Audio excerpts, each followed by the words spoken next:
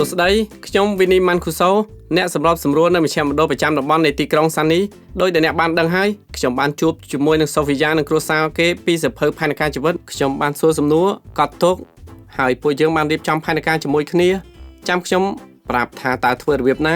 IPP នេះមិនត្រឹមតែជាឯកសារទេវាបានបង្ហាញពីការគិតនិងពិភាក្សារបស់យើងនិងអ្នកដែលយើងជួយទៀតវាគ្រប់ដណ្ដប់ទាំងសេវាកម្មដែលពួកគេអាចនឹងត្រូវការនិងបញ្ជាក់ច្បាស់ពីថាអ្នកណានឹងឧបត្ថម្ភគេនិងឧបត្ថម្ភយ៉ាងម៉េចថែមទៀតហើយទំព័រចុងក្រោយនៃកិច្ចព្រមព្រៀងគឺមានកន្លែងចុះហត្ថលេខាចាំយើងនិយាយគ្នាបន្តិចទៀតតោះមកតាមខ្ញុំសៀវភៅណែនាំផែនការជីវិតគឺធ្វើឡើងដើម្បីជួយគិតគូរនិងផ្គត់ផ្គង់ថាសេវាកម្មណាដែលអ្នកពិការភាពក្នុងការអភិវឌ្ឍដែលចង់បាននោះហើយវាគឺជាអ្វីអ្នកខ្លះអាចដឹងច្បាស់ពីគោលដៅរបស់គេហើយអ្នកខ្លះទៀតគឺត្រូវការណែនាំបន្ថែមដើម្បីរកឃើញអ្វីដែលគេចង់បាននេះហើយគឺជាមូលហេតុដែលយើងជួយក្នុងនាមជាអ្នកសម្របសម្រួលពួកយើងត្រូវណែនាំការធ្វើគម្រោងនេះដោយឈរនៅចំកណ្ដាលស្ដាប់ដោយម៉ត់ចត់ហើយសួរសំណួរឲ្យជ្រៅដើម្បីប្រកាសថាផែនការនេះស្របតាមបំណងពិតគេមែនហើយដោយសារតែគោលដៅមានច្រើនបែបពេក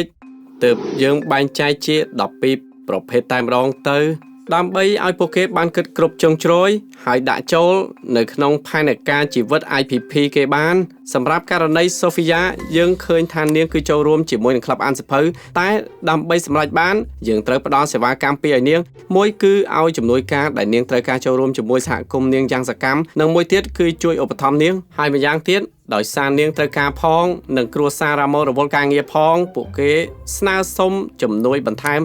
ដូច្នេះខ្ញុំបានសួរសំណួរខ្លះរួចស្ដាប់ហើយបានប្រើការគិតរកវិធីដោយយោងលើខ្លឹមសារដែលបានឮ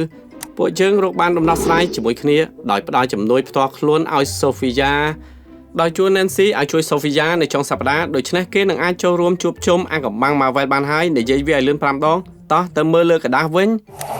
យើងចាប់ផ្ដើមពីអ្វីដែលយើងចង់បានត្រូវតែសួរថាតើអ្នកចង់សរសេរគម្រោងអ្នកយ៉ាងម៉េច Sophia បំពេញបែបនេះ Sophia ចង់ចេញក្រៅនិងរាប់អានមិត្តនៅក្លឹបអានសៀវភៅ Marvel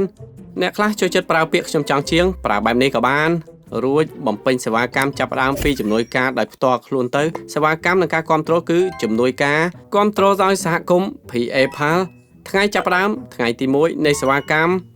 ហើយថ្ងៃបញ្ចប់6ខែក្រោយរាប់ពីថ្ងៃនេះម្យ៉ាងក៏អាចពន្យាពេលបានដែរបើមានតម្រូវការជំនួយការផ្ទាល់ខ្លួនគឺគិតតាមម៉ោង Sophia ត្រូវការ Nancy មួយអាទិត្យម្ដងដូច្នេះត្រូវផ្គត់ផ្គង់ឲ្យនាង12ម៉ោងក្នុងមួយខែក្រោយមកពួកយើងឃើញថា Nancy ត្រូវការផ្ដល់សេវាកម្ម2ដងក្នុងមួយអាទិត្យដូច្នេះពួកយើងក៏កែផែនការរបស់ Sophia ទៅជា24ម៉ោងក្នុងមួយខែវិញហើយសេវាកម្មនេះគឺមជ្ឈមណ្ឌលប្រចាំតំបន់ជាអ្នកជួយយើងបានដោះស្រាយបញ្ហាចូលក្លឹបរបស់ Sophia ហើយពេលនេះគឺរឿងចំណាយវិញម្ដងមជ្ឈមណ្ឌលយើងតែងខិតខំកែប្រែសេវាកម្មឲ្យល្អជានិច្ចហើយពួកយើងបានដោះស្រាយថ្លៃចំណាយដោយសេវាកម្មកំសាន្តនិងជំរំផងដែរតោះទៅបំពេញវា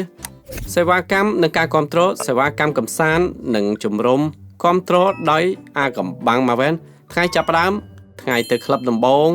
ថ្ងៃបញ្ចប់គឺថ្ងៃចុងក្រោយនៃការប្រើប្រាស់សេវាហើយករណីនេះគឺ6ខែបន្ទាប់ពីពេលនេះតែកុំបារម្ភពួកយើងអាចពិភាក្សាបន្តកិច្ចសន្យាពេលជិតដល់កំណត់បានពេលនេះជំនួយខ្លះគឺបានមកពីប្រភពតែមួយហើយខ្លះទៀតគឺបានពីប្រភពច្រើនផ្សេងគ្នាតែទាំងអស់នេះគ្រប់គ្រងដោយមជ្ឈមណ្ឌលប្រចាំតំបន់ទាំងអស់សេវានេះនឹងបន្តរហូតដល់អ្វីដែលគេជ្រើសរើសត្រូវបានបញ្ចប់បន្ទាប់ពីនេះយើងនឹងទៅមើលកិច្ចព្រមព្រៀងវិញម្ដងអ្នកដែលអ្នកជួយគឺអាចជ្រើសរើសយកសេវាកម្មទាំងអស់សេវាកម្មខ្លះឬមិនយកទាំងអស់គេក៏អាចស្នើសុំឲ្យផ្ដល់ដំណឹងពីការសម្រេចចិត្តផ្សេងរបស់មជ្ឈមណ្ឌលទៅកាន់អ្នកបានដែរបន្ទាប់មកសូមធីកលើចំណុចសំខាន់3ទី1បញ្ជាក់ថាគេបានទទួលរបាយការណ៍អំពីសេវាកម្មនិងការគ្រប់គ្រងដែលមជ្ឈមណ្ឌលបានផ្ដល់មូលនិធិក្នុងរយៈពេល1ឆ្នាំចុងក្រោយទី2គឺយើងនឹងពិភាក្សាអំពីព័ត៌មានដែលគេនិងអ្នកជុំវិញគេបានចែករំលែកពីការផ្លាស់ប្ដូរ IPP បច្ចុប្បន្នឬអនាគតរួចរាល់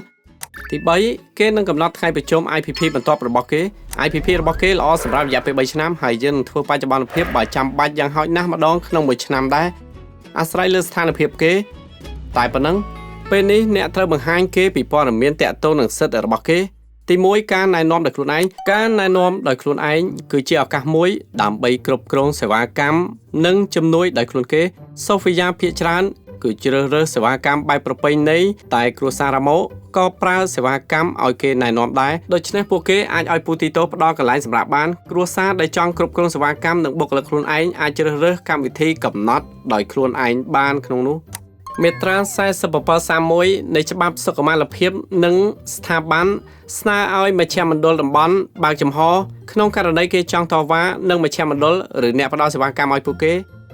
គោលការណ៍អ្នកប្តឹងគឺមានន័យថាបើអ្នកដែលយើងជួយប្តឹងលើសេវាកម្មដែលខុសច្បាប់ឬមិនត្រឹមត្រូវណាមួយពួកគេនឹងទទួលបានការការពាររដ្ឋ California បានប្រកាសផ្ដល់សិទ្ធិអាទិភាពខ្ពស់ការងារដល់អ្នកជំងឺ IDD មុនគេក្នុងនាមជាអ្នកសម្របសម្រួលយើងគួរតែរៀបចំជួយឲ្យគេបានចូលធ្វើការបើសិនជាពួកគេចង់នោះហើយនេះគឺជាឱកាសល្អក្នុងការសហការជាមួយសាលាដែរបើគេគ្រប់លក្ខខណ្ឌមជ្ឈមណ្ឌលអាចជួយចុះឈ្មោះបោះឆ្នោតដល់គេបានគ្រប់គ្នាគឺមានសិទ្ធិស្មើគ្នាបើមានការអនុញ្ញាតមជ្ឈមណ្ឌលនឹងជួយធ្វើផែនការមធ្យោបាយធ្វើដំណើរដល់អ្នកពេញវ័យបើសិនជាអាចនោះបើគ្មានយើងនឹងផ្ដល់ការដឹកជញ្ជូនទៅកន្លែងការងារយើងបានបញ្យល់ពី IPP ច្បាស់លាស់អស់ទៅហើយនៅសល់តែការងារមួយទៀតដែលត្រូវធ្វើគឺសញ្ញេពេលចុះហត្ថលេខារួចគ្រប់យ៉ាងដែលយើងបានពិភាក្សានឹងคล้ายទៅជាផ្នែកមួយនៃ IPP